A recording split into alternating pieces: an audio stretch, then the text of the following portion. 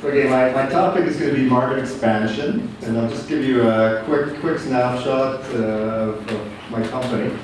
So we're essentially a management consulting firm. We work with companies, SMEs, large enterprises across industry and geography, and effectively implemented business and operational development solutions. Founded in 2002, headquartered here, and we have affiliate offices in Shanghai, Hong Kong, and India. In a range from market research intelligence through to e-commerce solutions, project management, planning, so forth. So we really work with, this is our office in Shanghai, if you're familiar with Shanghai. So let's get into, when I think of business, I think of it from a competitive construct. So really, and again, competing to win in the global economy. So let's start off with, what is business all about? Anybody? Money. What's that? Making money. Making money. Okay. First question, right. So we're on the right track. Okay, let's go beyond that. Okay, for you, I know there's a few accountants in this class. What does that mean? And I think when I work with companies and we really start getting into the nuts and bolts, all of you taking your accounting, you should be dreaming about this. This type of formula, not very basic, but really at the end of the day, business is quite basic. So, our top line, how do we really drive the sales? It starts with sales, folks. And then your costs of operation, etc., driving, your expenses, how do you manage those? For those that are in the management faculties, that's what you're trying to manage in part. And then obviously at the end of the day, we're trying to make money, profit. So that's when I think of competitiveness, that's what I think of. How do you build a competitive enterprise that actually makes money? Market expansion. So we're here in Canada, Quebec, and I got really the angle of my talk is really Canada towards China from a couple of different perspectives. Obviously, there's China towards Canada and many other variations, but really, let's take a look at it from the Canada towards China perspective. So fundamentally, when I think of expansion, I think of it, there's three critical elements that drive that. One, what are your growth objectives? Irrespective of market. You as a company, what do you want to achieve? You have $1 million, $50 million, $100 million, $500 million, whatever that number is. Bombardier, right now Michelle, working on a strat plan, and the first thing they're looking at is, what's our number? At the end of the day, board of directors is going to say, we want to hit 25 billion. That's the number. How do we make it happen? Your delivery model, your system. So regardless of where you are and where you're trying to get to, how do you make it happen? Your operational system, the effectiveness of that system. And then within all of that, risk management. And this is the fun part about business, and especially international business. We've got currency risk, we've got political risk, we've got construction risk, we've got market risk. You name the risk, we have to deal with it. So it's bringing all of those elements together towards the sustainable and profitable growth. In terms of at the end of the day, if you're building a business, if you're an entrepreneur, if you're managing a business, like how do we realize sustainable and profitable growth? So when we look at entering markets in general, including China, obviously, we have a few different options in front of us. And it's really a function of the market risk that you want to assume, at what position, your readiness to get into the market. And it starts, at your most basic level. I'm here in Montreal, I want to get to a product to China. You can either do it, so in that respect, we may set up a sales agent, which is commission-based. We may have a distributor, which acts as a reseller to our product and market, or indirectly, such things as a trading house, which may take us into market. That's the most basic. Next level up is where we might license our technology, contract manufacture, bring product into the market. Franchising. So in terms of, Bert's talked about a franchising model, for example. Aldo is an example where, okay, we're not necessarily using our own corporate stores, but we actually set up franchises. This is a popular model for the McDonald's of the world, Subways, you go to these various fast food chains around the world. Joint ventures. Michelle mentioned, for example, in the case of Bombardier, they set up strategic joint ventures to enter to the market. In certain cases, it's a requirement. You won't enter into the market unless you do have that strategic partner. Some markets, it's not a requirement. It's a strategic sector. In other cases, it is. And then ultimately, you're holding on foreign enterprise, what we call foreign direct investment. So it's either an existing company we want to buy or a greenfield investment from the ground up. Across that, and it goes from a low to a high scenario is, again, going back to the risk. How much risk exposure do you and your company want to take? And with that, there's always an inverse relationship between risk and return. How much return do we actually want to really realize from this market? A key component in driving that is commitment. And commitment in terms of your time, your boss's time, the guy in logistics time, the VP administration and finance's time, everybody's time, effort and resources. Resources in terms of money, time, and again, in terms of operational capacity. So when you look at all of that together, there's a lot of things that you have to consider when we start taking product to market. We have a lot of different options, but again, if you're new to market, probably exports. If you start analyzing the market, okay, we'll start looking at different options. Maybe not full operations, but something that's in between. So when we start looking at China, it's really a matter of understanding too, okay, at this point in time, how much risk do we want to assume? What are our objectives of gain? And exactly how do we make it happen on a profitable basis?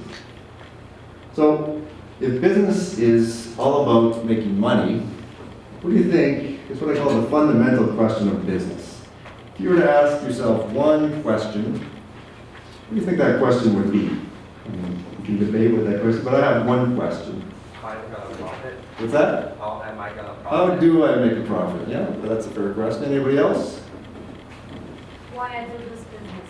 Why this business? Or whatever business I choose. Yeah, that's fair as well. Anybody else want to give in? How can I gain competitive advantage? How do I gain competitive advantage? Absolutely. I think those are all fair. What problems can I solve? The problems are, so you're responding to a market need, right? Yeah, I think that's good as well. I'm a business developer. So that means I'm very client-facing. I'm the guy that has to build the top line on a profitable basis.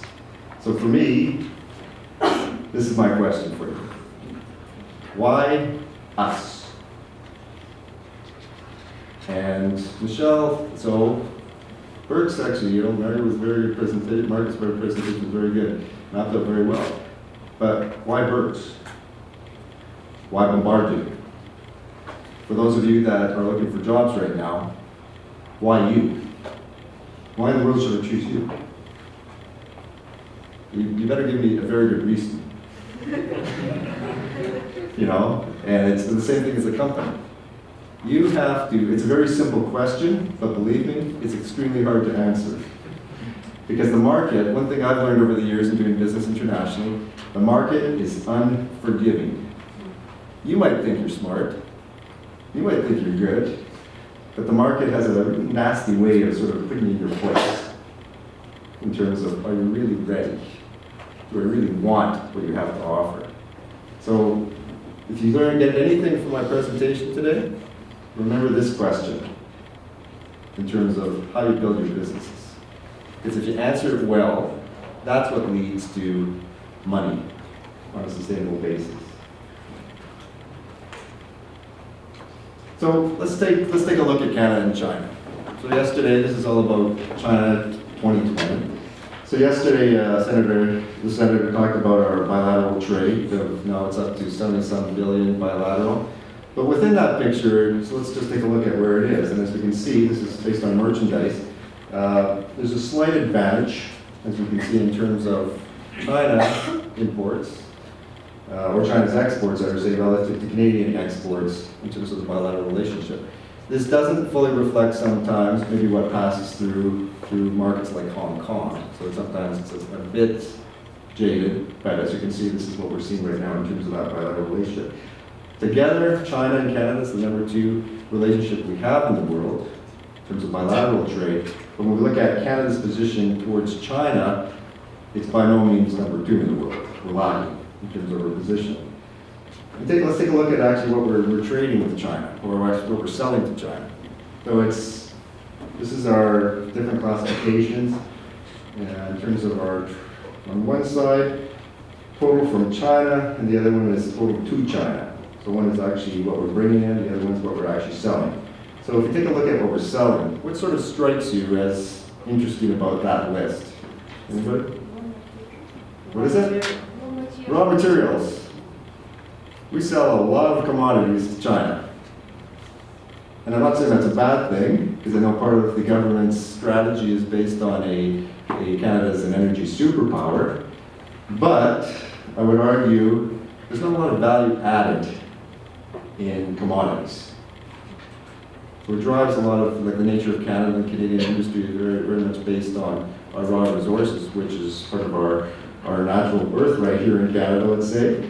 But that doesn't necessarily give you a huge advantage when we're competing against the Russians sometimes, or maybe the Middle East, or maybe other markets that are also selling raw resources into China. Does anybody know where in terms of Africa, for example, China is the #1 foreign direct investor in Africa. Why is that? We need resources, folks. So we need access to those resources. We're a great supplier of resources too. But those are, again, when we're talking about value-added production, that's where we start. What concerns me when I look at the numbers is, okay, when we start drilling down the numbers in terms of more value-added, like a commodity type product, are we seeing enough of those companies? And on the investment side, this gives you a picture too, like China's direct investment in Canada. So this is before the Nexon deal was announced. So pre-Nexon, it was over about 12, and this is the stock, so cumulative investment, over 12 billion. Gives you a sense of Canadian direct investment in China. I added on Hong Kong in here, because actually one part of the equation we haven't talked over today is the Hong Kong factor. Hong Kong is an important part of your China strategy. Like a lot of services companies go through that. On the financial side of it, a lot of investment is driven through Hong Kong, because we're dealing in USD, other foreign currencies, so we don't necessarily, and also because of tax issues. In fact, for those that are not aware, Hong Kong and Canada now have a bilateral tax treaty, which allows for preferential dividends back to Canada for repatriation of profits. So together, Hong Kong and our direct investment to China is not too far off the mark when we compare direct investment from China into Canada. But the challenge is who's driving that number again? And a lot of it is driven by that sponsor, the other sponsor called Power Corporation, the big guys. What's lacking is a lot of those other companies that are part of Canadian nature, or part of the Canadian economy. And we're not alone. This is the top trading partners of China, based on in the China Daily. They just came out recently with a snapshot based on merchandise, so it's total trade, imports and exports. So as you can see, we've got some pretty good competition that's also interested in China. And that's why I say, to me, when I think about international business, I really think about it from a competitive construct. Why Canada? Why your company? Because you're going up against the US, you're going up against Hong Kong, Japan, Korea, the Taiwanese, the Germans, the Australians, you name it. Everybody's in China. So why should I choose your company? And that's why I go back to it. It's an easy question for me to ask, but believe me, if you don't have a good answer to it, forget it. You're not going to sell. So when I look at a market and sort of broke it down, like creating a market, sort of those variables that when we really start trying to drive growth, and again, to me it's about growth. How do we create sustainable, profitable growth? So when I think about a company starting to enter the market, I break it down to sort of 10 key variables, what I call the 10 C's of global competitiveness. And actually, Berg's presentation was, I think, an excellent case study, because I'm going to draw on some of it, because it's an example of that company. And I have a question for you. How much time did you spend before you actually made your first sale in China? How much time? From the time that you made the decision that we want to go to China to actually making your first sale, how much time was that? Marco? How much time was that, dude? Well, I would say Around 3 years. 3 years. So that's a lot, and I'm pretty sure, we don't have to get into numbers, but that's a good sized Canadian company. How many of you, say you're a small, medium-sized enterprise, have the capacity to spend 3 years before you make your first sale? If I'm Bombardier and I make my first C-Series sale in China, how many years was it? It's confidential. Okay, it's confidential. So it was a few years, let's say. But that's the reality of the game. There's big business to be had. We have confidence that there's market here. But you better be ready to spend some bucks and time and human capacity to make it happen. So when I look at the competitive product services, the Berks example, they adapted their product. So the North Star, the 66 and 88 facets, we're adapting the product to the market. We want to compete in this market. They spent a lot of time researching the market. So I congratulate the company. That's impressive. It's a textbook case. The critical mass. Again, a company has to have the financial resources, the human resources, the operational capacity to do that. Not everybody has that. Commitment. The company, from the president down, said, we're going. And believe me, without a sale in 3 years. It's very hard for a president of a company to say, sure, let's go to market X, and I'm willing to invest 3 years of our time and capital and you and all your team to make it happen without seeing a cent in return yet. And that's where, especially when you start into smaller companies, they don't have the capacity to make those type of moves. When you're a big company like Sun Life, Bombardier, the big guys, they have financial capacity. When you start going down to the smaller enterprises, and those of you that are thinking entrepreneurially, that's one of your challenges. You have the capacity to actually get into the market.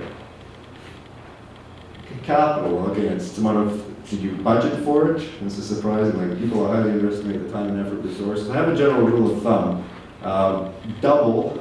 at least double the amount of time it's going to take you to enter the market, and slash in half, at least half, the amount of money that you expect to return in terms of that initial plan. So it's what I call sort of a double half rule, and it's usually even conservative in certain cases. But you have to have that capacity to actually build the market. So if you have the money, have a plan for it. Connected, well, this is part of that quantity, obviously. It's the relationships, and the relationships are extensive. This is relationship, this event. It's the Chinese consulate, it's the Trade Commissioner Service, it's the Delegation de Quebec in China, you name it. Every single asset or every relationship you have, you better leverage it. Because you need every advantage you have. Because again, we're up against some pretty significant players. So you have to be able to leverage all those assets. Country acumen. Some of the things that Peter talked about, that Michelle talked about in terms of those, and Ed's going to talk about shortly, in terms of knowledge, these are things they built up over years of business. And it's those sort of, those extras that provide you with that knowledge that Michelle talked about. And that's what I call country acumen. They really understand, like, it's not just China. Like, when we're talking about Western China versus Eastern, we're talking about Harbin versus when you're going to go Sanya. These are not similar markets. So we have to understand those particular aspects, the different governmental systems, the different opinions, how do we work those different relationships. Your plan, and that's your business plan. Do you actually have one? Have you actually mapped it out? So again, for big companies, it's a multi-month process. For smaller companies, it's a process, but they still have to have it. You can't sort of, let's go China, and let's hope for the best. It's surprising, like, when you see the lack of good thinking that goes into preparing that plan. Continuous innovation, well, that's part of your product development. That's part of competing, like knowing your competition, how do you beat your competition, and actually continuous. The amount of R&D, like China, as we talked about, is putting 2.2% of R&D into their economy every year right now. 2.2%. It's a lot of money. That means they're innovating. They're interested, again, we're not interested. They're looking at aerospace, they're looking at high telecom, they're looking at efficiency vehicles, for example. That's innovation. That means you have to be able to come in with something that actually makes sense for them. That means your company had better bring products and services that actually correspond to what the market's looking for. Competence. Do you actually have the team, whether it's yourself or your team, that actually can make it happen? And that's where I find there's a lot of weaknesses in companies sometimes, is that they don't have the personnel. They may have an aspiration to make it happen, but they don't have the expertise, whether it's in sales and marketing, whether it's in operations, whether it's in logistics. That's what you need to start building around, like your entire team, because it is a team effort to start going into China or any international market. Like, is everybody aligned in terms of making it happen? And then all of that together is what I sort of tend to see is what I call confidence. Can you go head to head? Are you confident that you can go head to head with the Americans, the Australians, the Germans, you name it? Are you confident that you can beat them? Anywhere, but in this case, it's really China. And that's the kind of confidence you need to actually be successful in a market like China. Because it's unforgiving, in my experience, for those that don't have all of those elements together. Leak out very quickly. So, when we look at Canada too, Canada is a unique country, like all countries, but in terms of what does Canada look like? So I put together a little slide just to give you a sense of when we look at our industrial base here.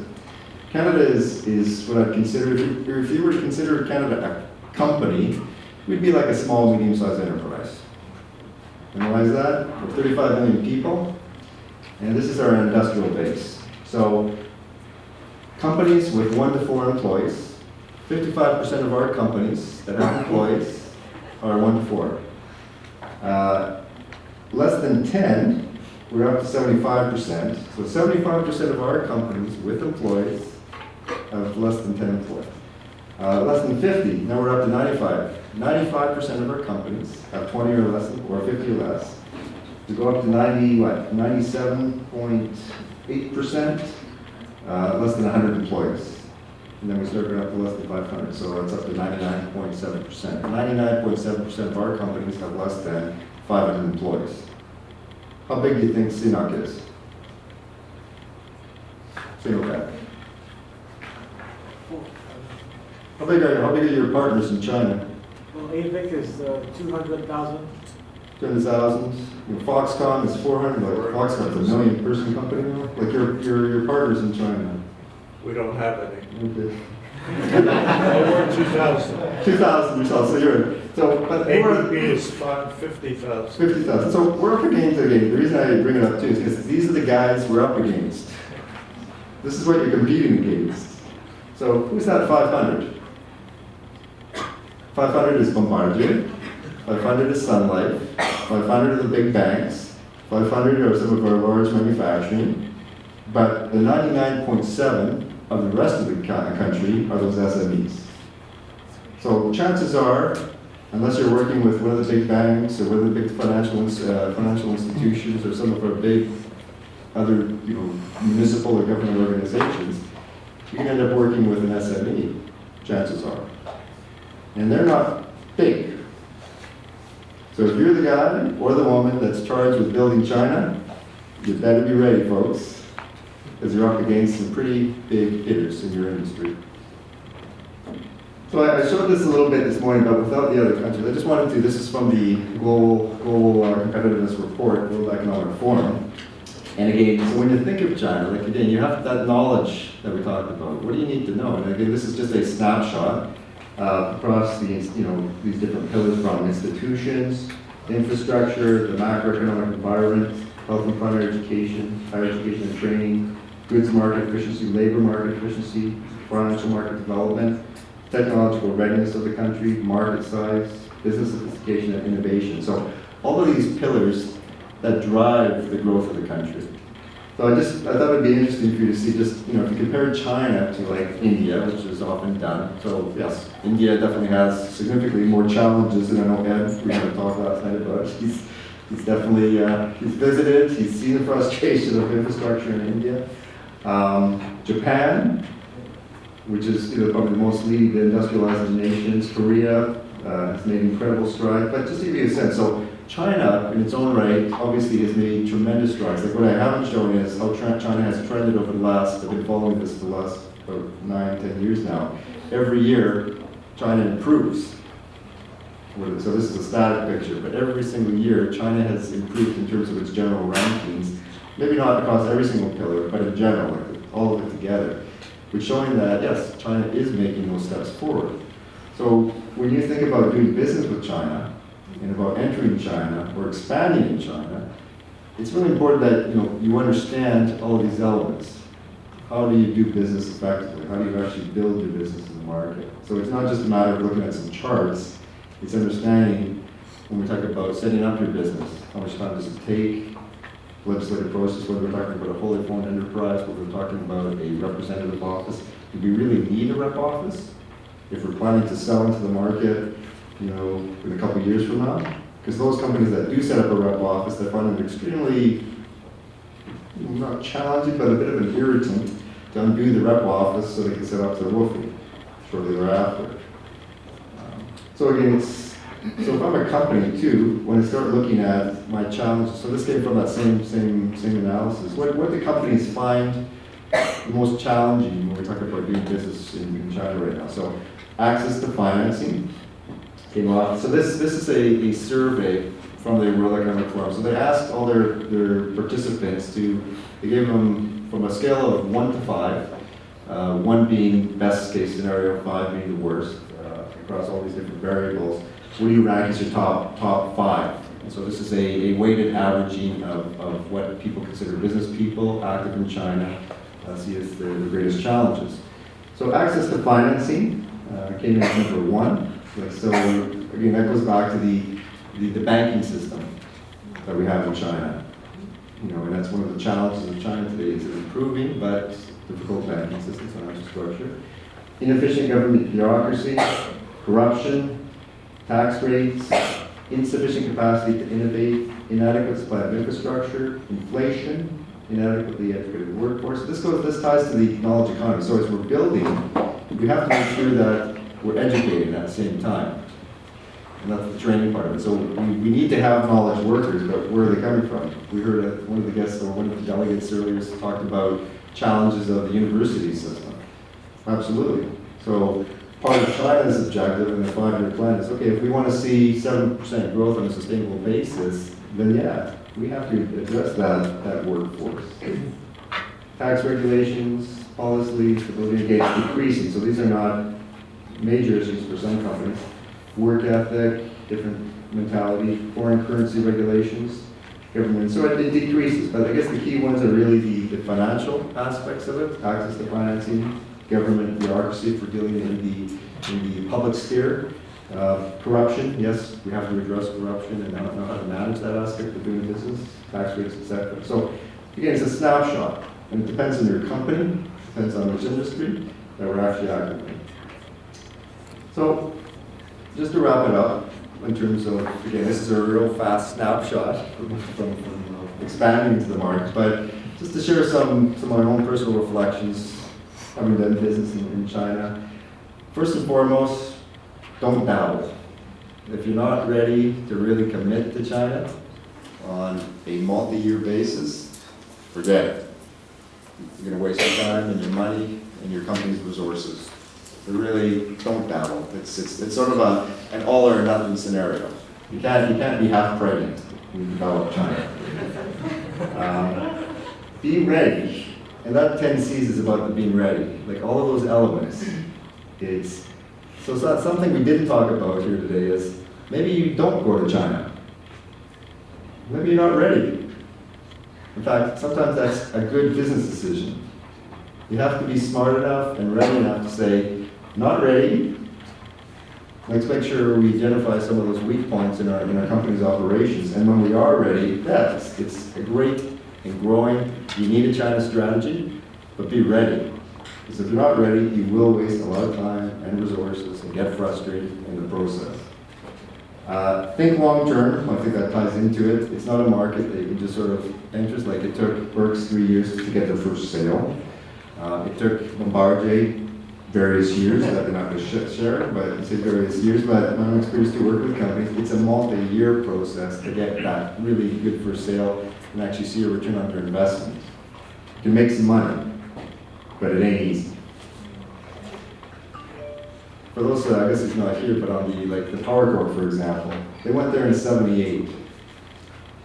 They made a commitment to the market, but I can tell you they did not start making money in the early, late '70s or into the '80s when they started developing business in that market. It's a long-term commitment.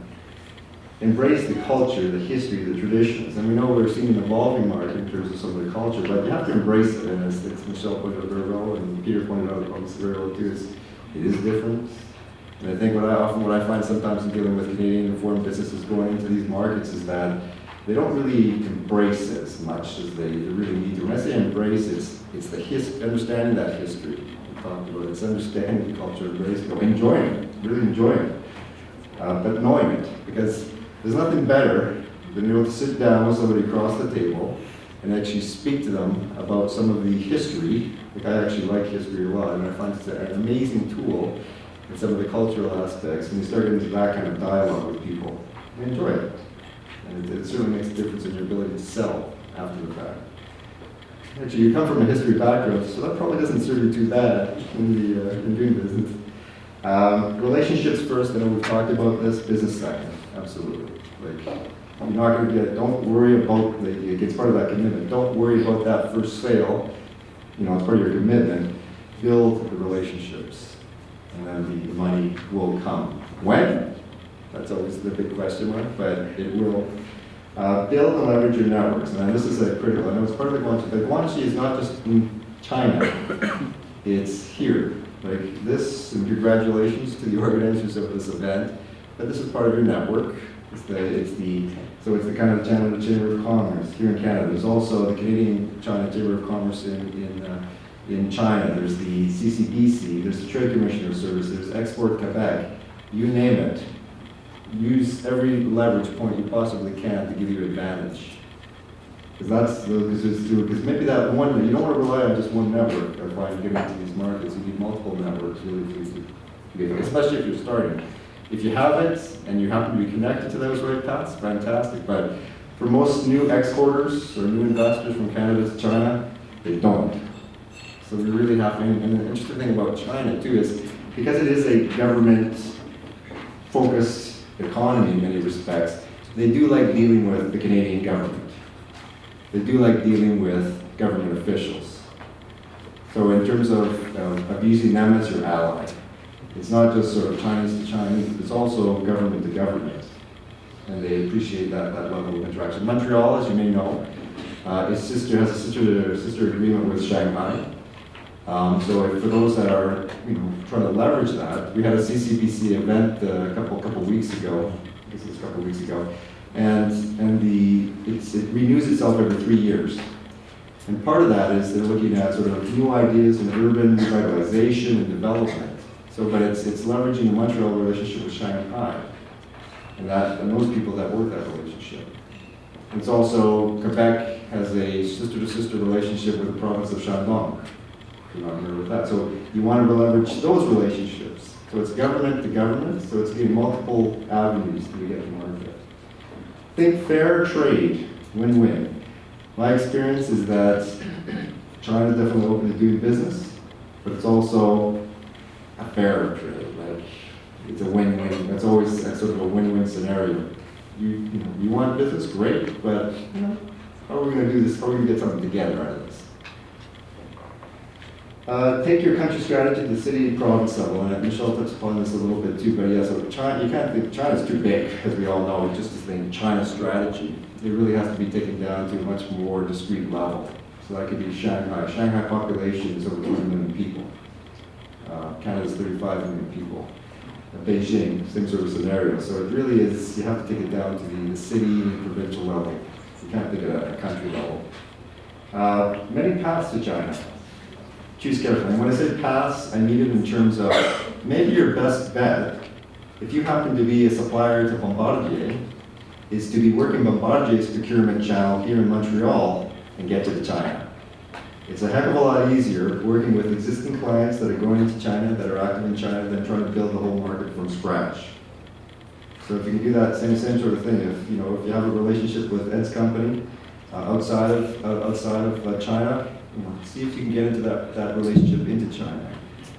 So and another channel is Hong Kong. I mentioned it too. Like, we haven't talked about Hong Kong too much, but Hong Kong for many companies is an easier path into the market. Many services company, whether it's logistics, accounting, legal, investment, in terms of that market. So again, it could be direct. We talked about the different market entry points, but again, there's many paths to the market. It's a matter of understanding them and choosing. Consumerism, we talked about, is alive and well and growing. And that's part of that changing economic model, from what has been export-driven to investment government-driven to that growing consumer class. And obviously, companies like Hertz are taking advantage of it. We're seeing that the luxury market go up, but again, it has its unique particular dynamics. It's a matter of understanding that. China wants evolution, not revolution. So I had what do I mean by that?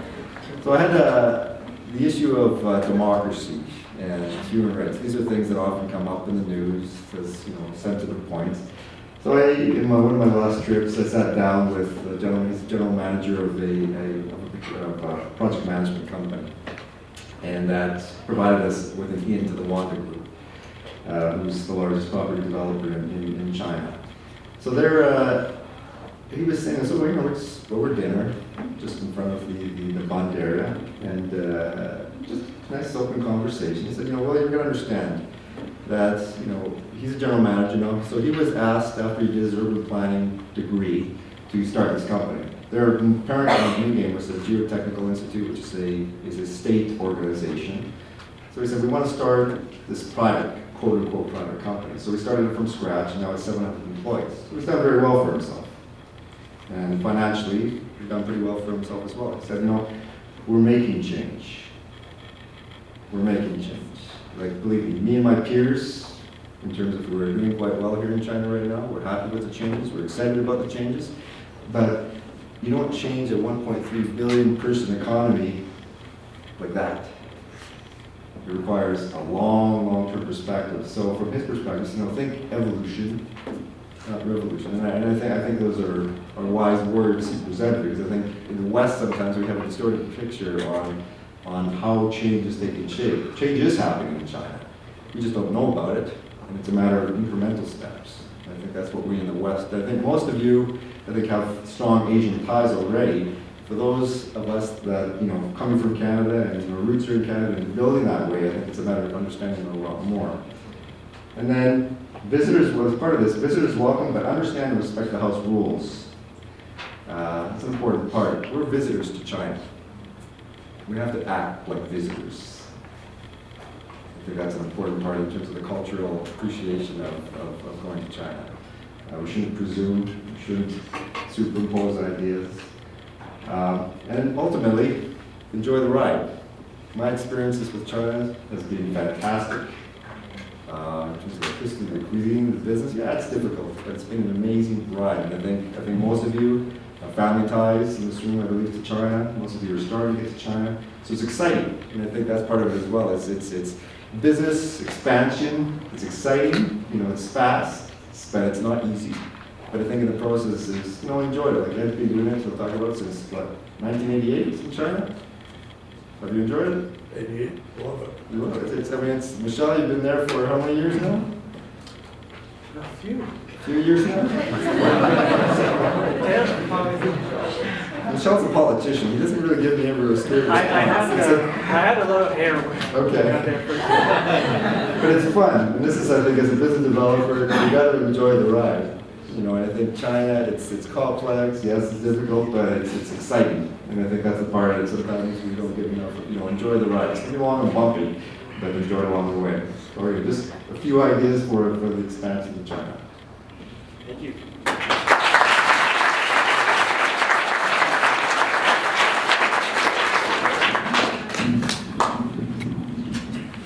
Thank you, Mr. Polushin, for some very, very valuable advice on effectively building your business in China. Thank you. Just a quick think we could have 2 people for a Q&A period. Is that right? Yeah, Right. perfect.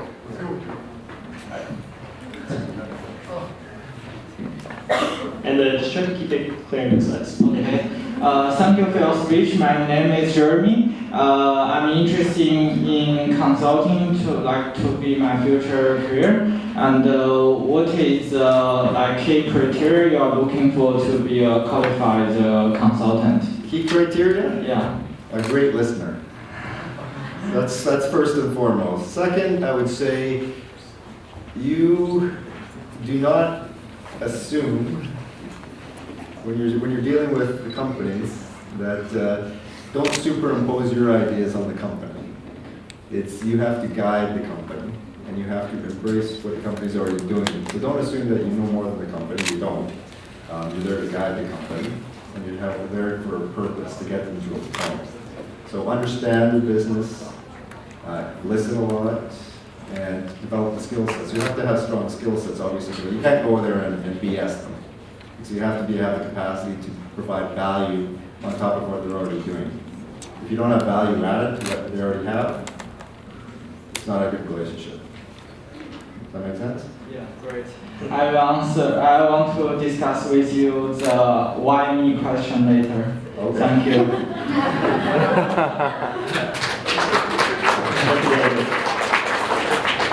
Hi, my name is Kevin again.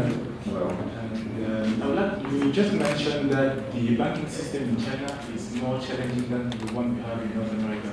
Could you elaborate which challenges we face more in China and how can some professional overcome these challenges? Well, the issue in China's banking system has been the fragility of it. Like when you look at banks, when we look at loan loss provisions, so because of the structure of the financial system in China, that they've been supporting it's probably banks that would fail here. So the Chinese government has been supporting banks with loan loss provisions, so they've been injecting capital into the financial system and supporting banks that otherwise probably would fail. So it's a matter of when they're giving loans out to companies or prospective utilizers but they're borrowers of money, they're not necessarily employing the same rigor of loan procedures, of what's the capacity of repayment.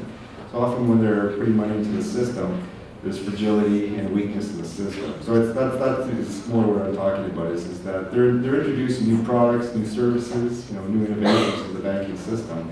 But it's really the strength of the banking system in terms of access to capital, liquidity, but also in terms of making sure that the banks themselves are utilizing best practices in maintaining the system.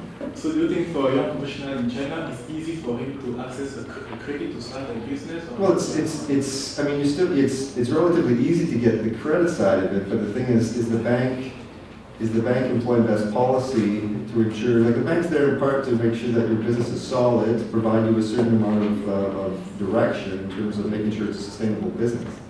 So that's part of the responsibility of good financial stewardship. And so what happens is money's been flowing into the system that necessarily is going after bad or companies that are not necessarily as sound as they need to be. So that's part of the weakness of the system. So eventually you mean the banking commissions in Canada to allow to grant you credit are more high level than the one they Yes. do in China? Yes. I see. Thank you. The rigidity is, I would say it's really, it's just the stewardship over the financial system is much more strict here in that sense. That we're not supporting businesses that don't have sustainability to them. Okay, thank you. Thank you very much. Thank you for being a great panelist. Even your speaker, Mr. Polushin.